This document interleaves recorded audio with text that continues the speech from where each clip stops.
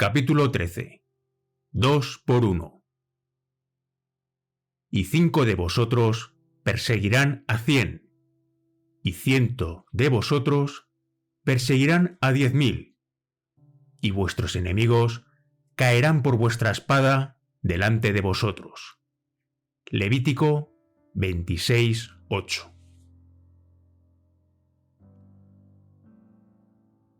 Desde que ha habido armas de fuego, ha habido tiradores que se esforzaban por acertar a gran distancia.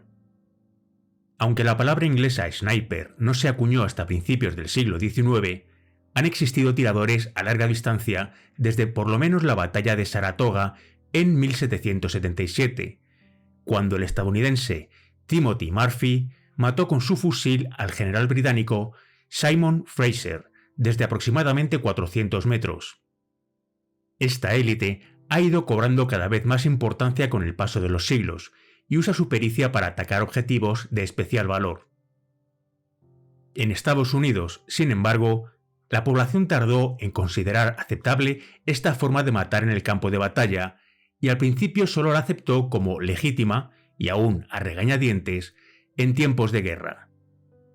Durante sus primeros 200 años de existencia, pues, Estados Unidos no formó a francotiradores en épocas de paz porque la táctica se tenía por impropia de caballeros. La guerra de Vietnam terminó por poner de manifiesto que había que contar con tiradores de élite específicamente formados y se cambió de forma de pensar.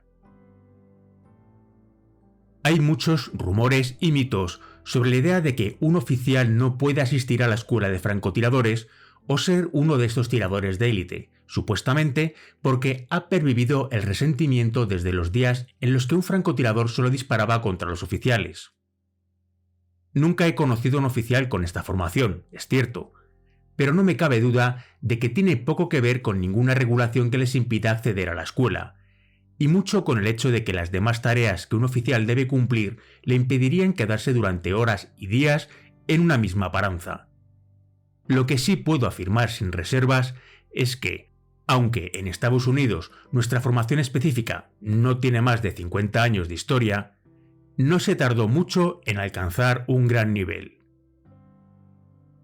Cop Halcón, mediados de julio de 2006. El Cop Halcón no tardó en convertirse en el Cop Desgracia. El lugar se hizo merecedor de este nombre cuando los capitostes se vieron atraídos aquí como frente más nuevo en la misión interminable de liberar la ciudad de la infestación terrorista. Después de tomar el primer complejo, el COP siguió creciendo hasta ocupar casi la cuarta parte de toda una manzana.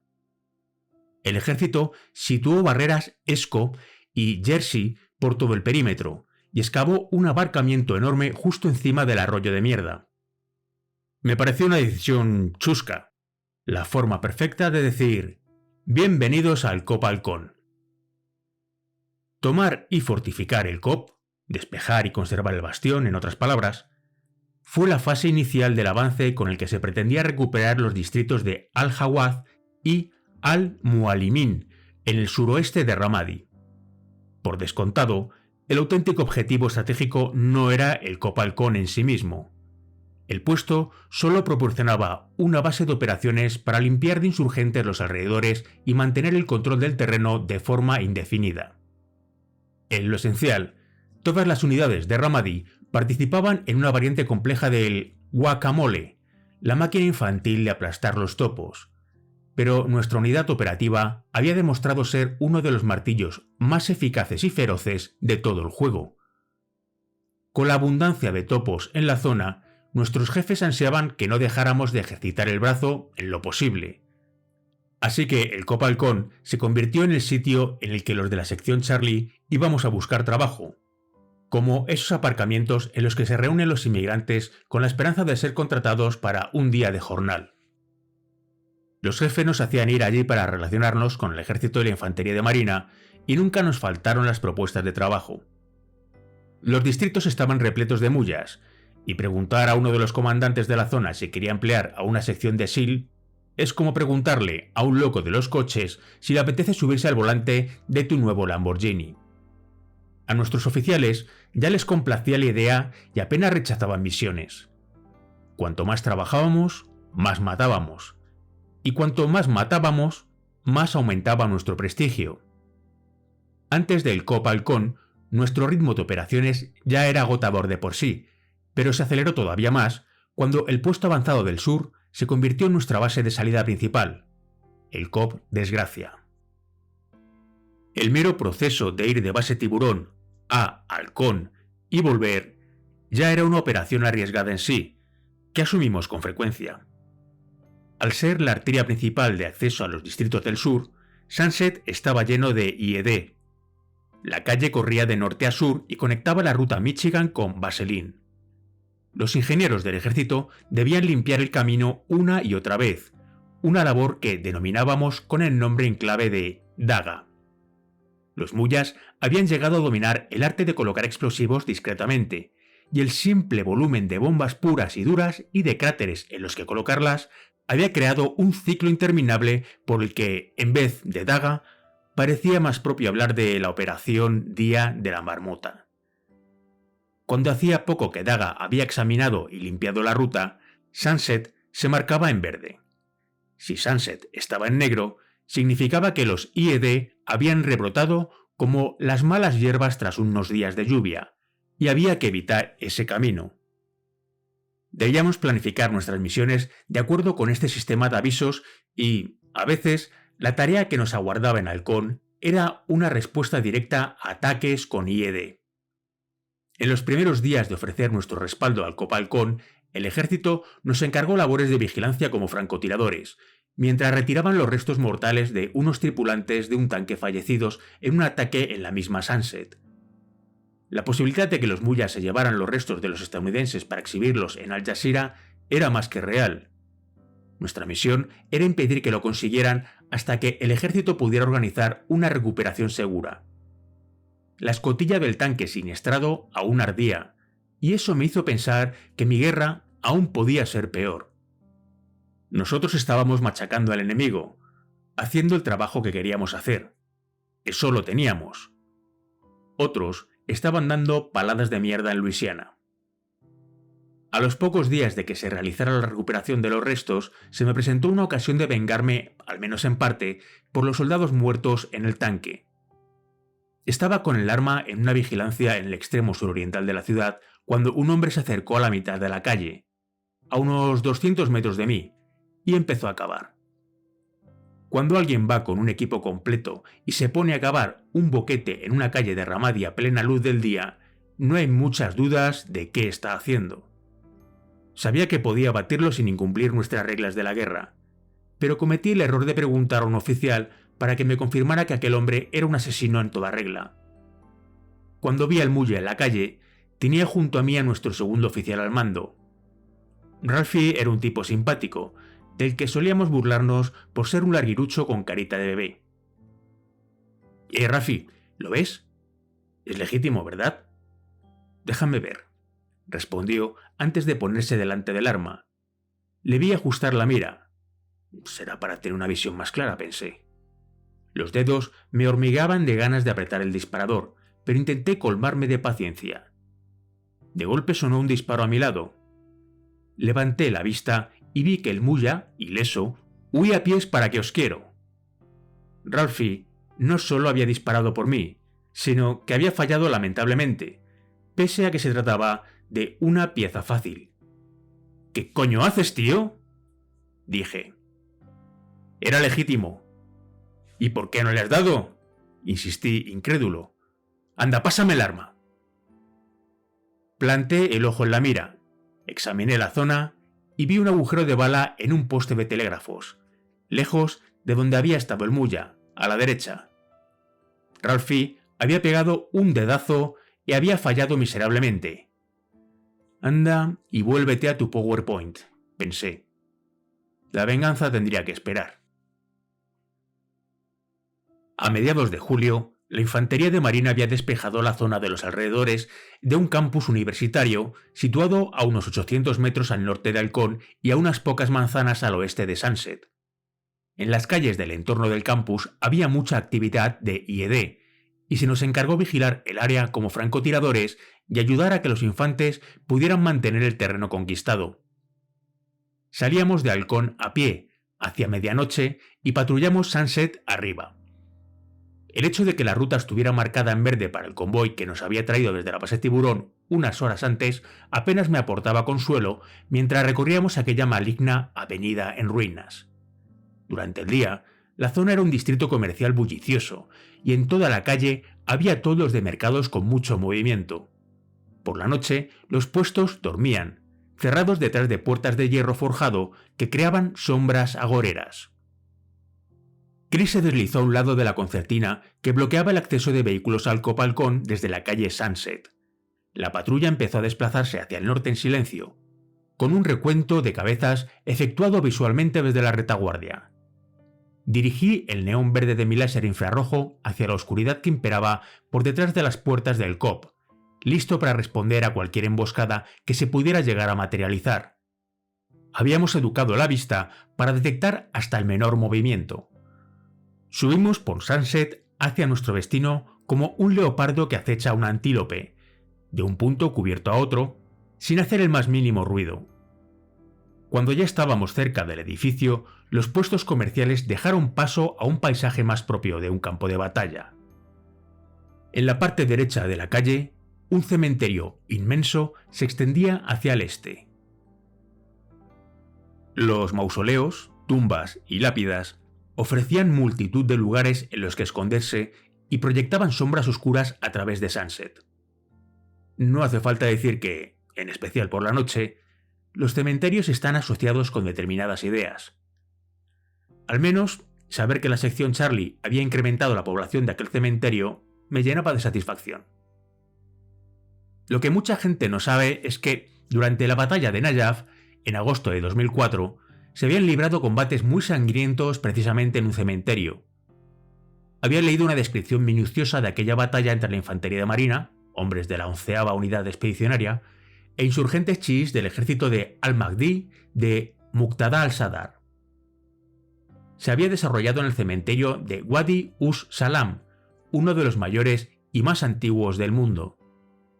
La infantería de marina acabó matando a cientos de insurgentes tras asaltar un laberinto muy confuso de tumbas y catacumbas repletas de combatientes de al-Mahdi. En el asalto murieron también 4 infantes y varias docenas resultaron heridos. Aunque es justo decir que la infantería de marina asestó una auténtica paliza al ejército de al-Mahdi en aquel cementerio, un lugar como este, para mí, sigue siendo un mal lugar para un tiroteo. Hay demasiados sitios en los que el enemigo se puede esconder y pillarte por sorpresa, y además es frecuente que los cementerios sean considerados como zonas de exclusión, en las que no pueden intervenir la artillería ni otros fuegos indirectos. Ahora bien, los muyas casi nunca hacían lo que a nosotros nos habría ido bien. Cuando sales a la caza del enemigo, te toca ir donde sea que ellos vayan. El edificio al que íbamos estaba dentro de un complejo pequeño, al otro lado del cementerio. Era todo muy compacto. La sección examinó rápidamente las encrucijadas mientras enviábamos al grupo de asalto para que nos franquease la entrada. Moose y los yundíes llamaron con suavidad y no tardamos en hallarnos dentro. En cosa de 45 segundos, las radios transmitieron el aviso de «Objetivo controlado». Mientras acercábamos a la familia, nos llamó la atención, agradablemente, lo poco muyas que se los veía, en comparación con las otras familias con las que habíamos interactuado. De hecho, nos trataron bastante bien. No solo corrieron a darnos la bienvenida, sino que conectaron el aire acondicionado. Yo noté la brisa fresca al instante. Aire acondicionado. Dios es grande. El único hombre de la casa tendría unos 50 o 60 años. La cara, demacrada y curtida por el sol, reflejaba lo duro que era vivir en Ramadi. Nos aseguramos de que la casa estaba despejada y desconectamos varios de los fluorescentes. Actuar en la oscuridad siempre nos favorece. La familia parecía contarse entre los de Ramadi que creían que nuestra intervención los favorecería. La mujer nos preparó un té. Es probable que Moose la hubiera acabado de convencer. Nos pusimos en la parte alta de la casa, listos para la acción. Absorbí todo el aire acondicionado que pude antes de dirigirme a la azotea para instalar nuestra paranza. El terrado era abierto, con mucho espacio libre, y una pared de 1 metro de altura alrededor del perímetro. Como cobertura no era gran cosa, pero como mínimo la azotea tenía una visibilidad excelente hacia el norte, subiendo por Sunset, y hacia el oeste, desde el cementerio y la calle University. «¿Qué te parece, Dover?», dijo Chris mientras examinaba Sunset.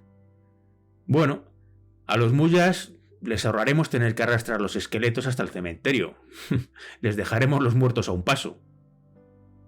La leyenda apagó una risotada en el silencio de la noche. «Buena, Dover, esa ha sido buena». La leyenda eligió un punto en la esquina noroeste de la pared para que los artificieros abrieran una tronera.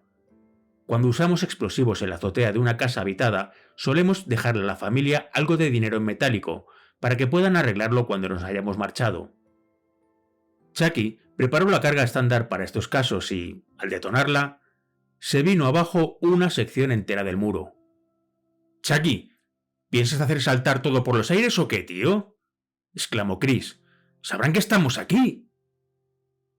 «No me jodáis, chavales. A mí no me echéis las culpas. Es cosa de esa mierda de muro». «Bueno, que le den. Ahora ya no podemos quedarnos aquí. Me temo que tendremos que bajar al piso del aire acondicionado».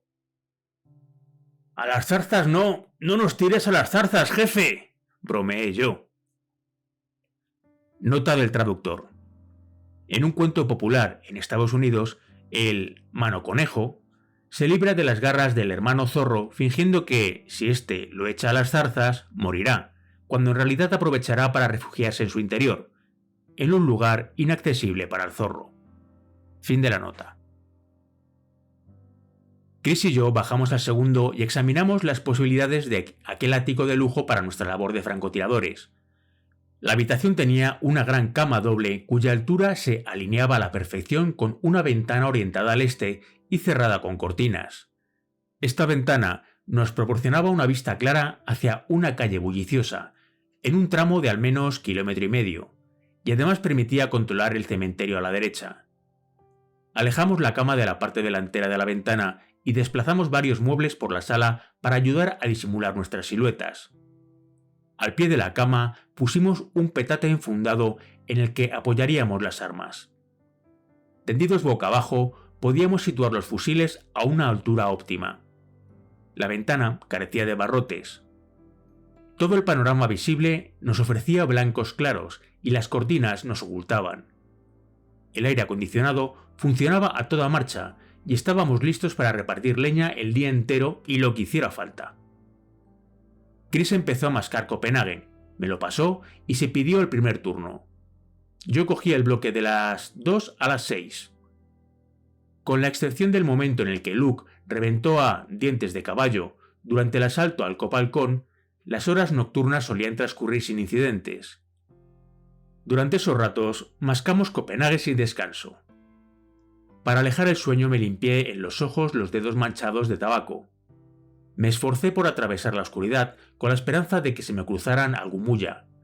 Por desgracia, los únicos que patrullaban aquella noche entre las calles repletas de basura eran unos pocos perros y gatos callejeros. A las 6 le devolví el arma a Chris e intenté dormir un poco. Me costaba conciliar el sueño y más cuando tronó la voz del muecín llamando a la oración. Me senté al lado de Chris y observé cómo el sol se levantaba a lo lejos. Cogí los prismáticos Leupold y miré la calle, que iba cobrando vida a medida que se iluminaba el sol de la mañana. 800 metros, dijo Chris. ¿Qué? Es donde estoy observando, a 800 metros. Ahí es donde se ve más actividad, ¿no? Volví a coger los prismáticos. Chris estaba en lo cierto. A 800 metros se concentraba el sector más bullicioso de la calle. Así lo creo yo también, asentí. Sin trolas, colega, que este no es mi primer rodeo. Seguí con los prismáticos. Si la leyenda iba a revelarme secretos del oficio, estaba plenamente dispuesto a aprender. 2 tíos en un ciclomotor, ¿los ves? Parece que llevan algo. Los encontré en el visor. 2 hombres en edad militar con el típico atuendo mulla de chándal y sandalias en un ciclomotor. Al segundo de ubicarlos, pude ver que el pasajero dejaba caer algo en un boquete del asfalto y luego continuaba la marcha como si a él no se le hubiera caído nada. ¿Lo has visto?, preguntó Chris. Sí. El pasajero ha soltado algo en un agujero. Sí, una mochila. Voy a disparar. Chris y yo seguimos el recorrido de la moto durante varios cientos de metros, aguardando con paciencia a que trazara eses entre los coches aparcados y los peatones y fuera reduciendo lentamente la distancia entre ellos mismos y la muerte. Desde detrás de los prismáticos esperaba a que el martillo cayera. El trabajo de francotirador tiene una faceta de voyeur. La persona que estás a punto de matar no tiene ni idea de lo que se le avecina, pero tú sí lo sabes. Tú los estás observando atentamente y disparas antes de que puedan saber siquiera qué les ha pasado. Es probable que aquellos hombres estuvieran satisfechos del éxito de su misión, convencidos de que habían tendido una trampa explosiva. Desde mi perspectiva, eran como un tren a punto de descarrilar, que avanzaba a cámara lenta hacia su fin. Cada vez eran más grandes en los prismáticos, 700 metros, 600, 500, 400... A unos 200 metros oí que Chris decía: «Muy bien», antes de respirar hondo y hacer que la bala del calibre 30 saliera disparada.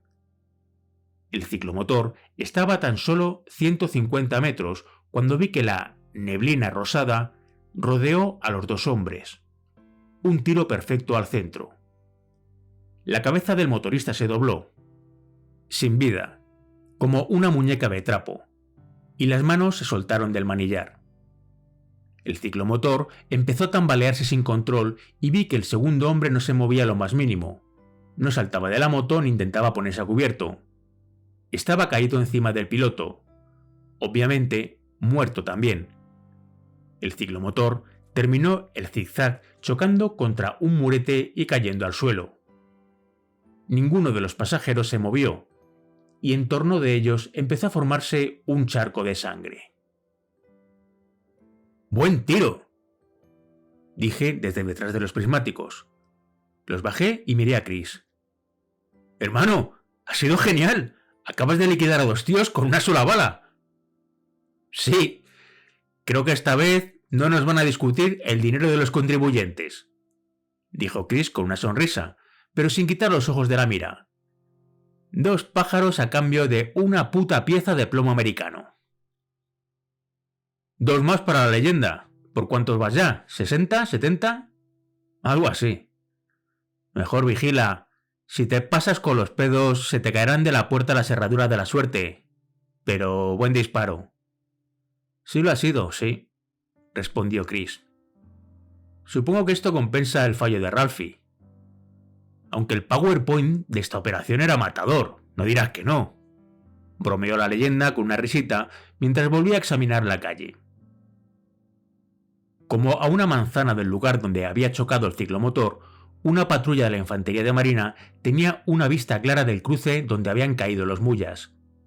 Habían oído el tiro y, desde su perspectiva, solo veían una moto con 2 muertos que perdía el control e impactaba contra un murete. No tenían el contexto de la acción hostil de la que nosotros sí habíamos sido testigos cuando el pasajero dejó caer la bomba a 800 metros de distancia y siguió como si no pasara nada. La Infantería de Marina estaba al tanto de nuestra posición, pero nuestro edificio les quedaba oculto. Luke vino a la habitación a hacer el informe habitual, posterior a cualquier muerte. Cada vez que uno de los francotiradores derriba a alguien, el oficial de mando o el jefe nos preguntan y toman nota de los detalles para asegurarse de que todos los disparos cumplen con las normas de la guerra por las que nos regimos, las ROE. Teníamos que documentar los disparos, rellenando declaraciones del tirador, después de todo enfrentamiento en el que habíamos usado la fuerza. Los documentos incluían la hora, la situación, el calibre del fusil, qué acción estaban emprendiendo el enemigo en el momento del disparo y cuestiones generales sobre el entorno.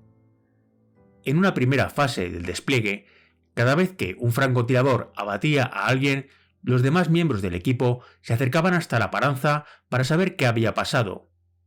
En aquella fase posterior, habíamos liquidado a tanta gente que cargarse a mullas había pasado a ser algo corriente.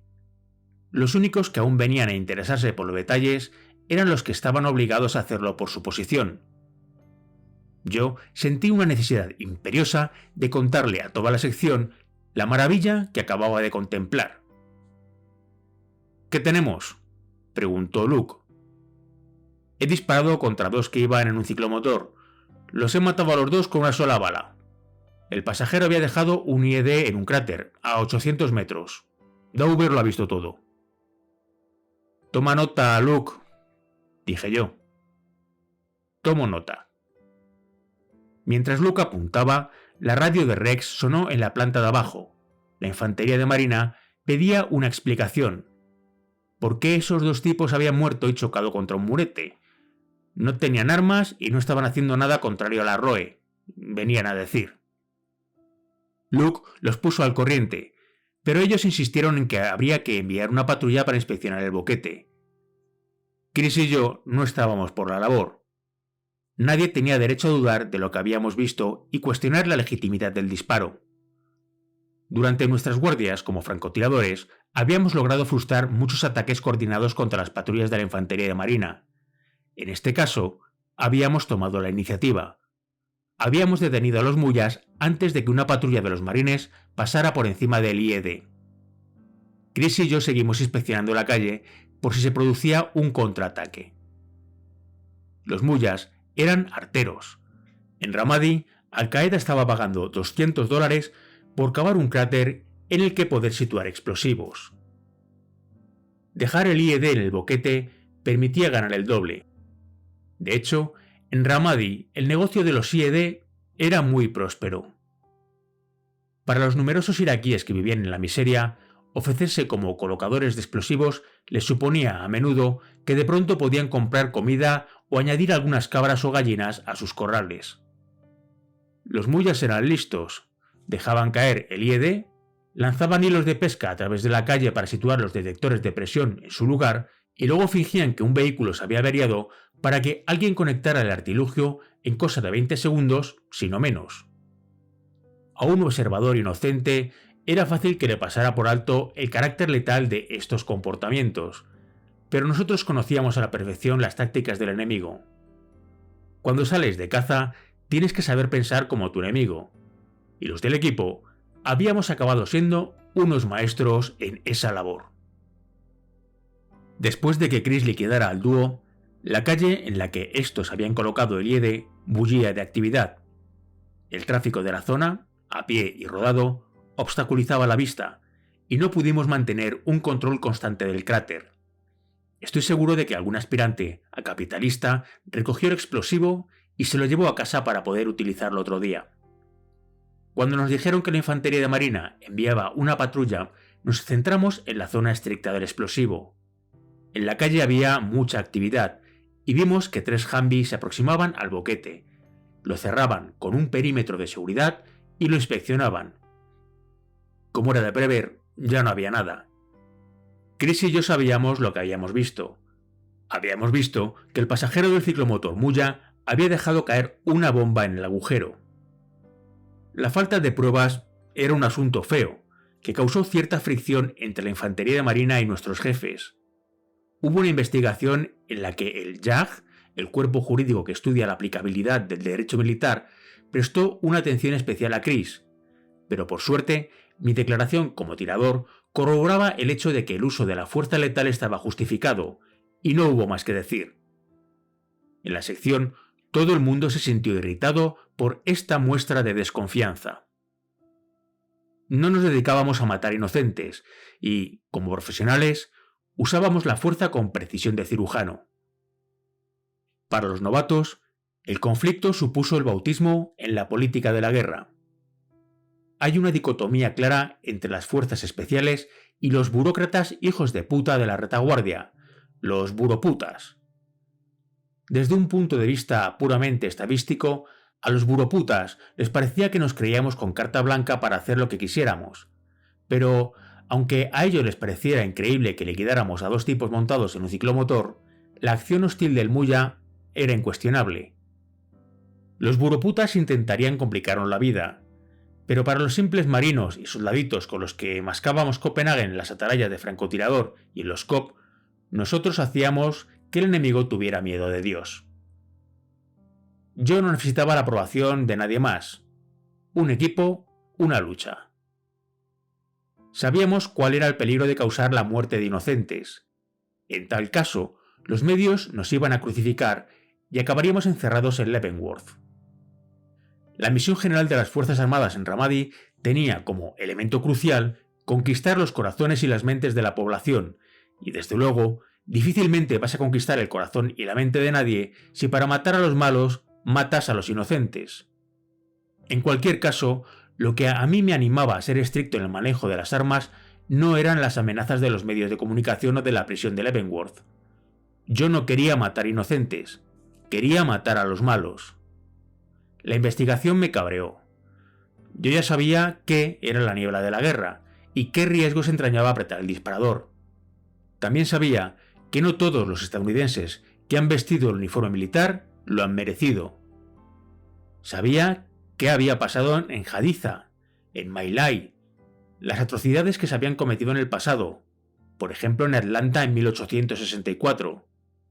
Pero también sabía que mi razón personal para estar allí era matar terroristas y punto.